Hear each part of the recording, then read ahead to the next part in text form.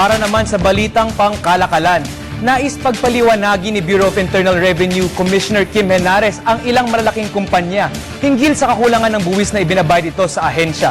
Ayon kay Henares, bagamat tumaas ang kita ng ilang kumpanya, hindi naman ito umanod nagtutugma sa tax na kanilang ibinabayad sa BIR.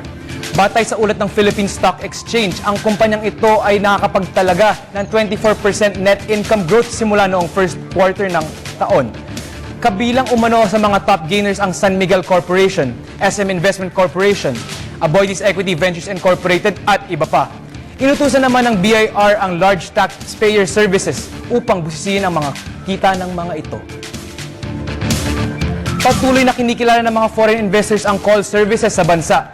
Sa kasalukuyan, in demand sa call center industry ang mga call voices services sa banking, finance at insurance sectors. Umakyat din sa 27% ang global market shares ng mga kumpanya, habang 8.4% naman ang itinaas ng hiring rates nito.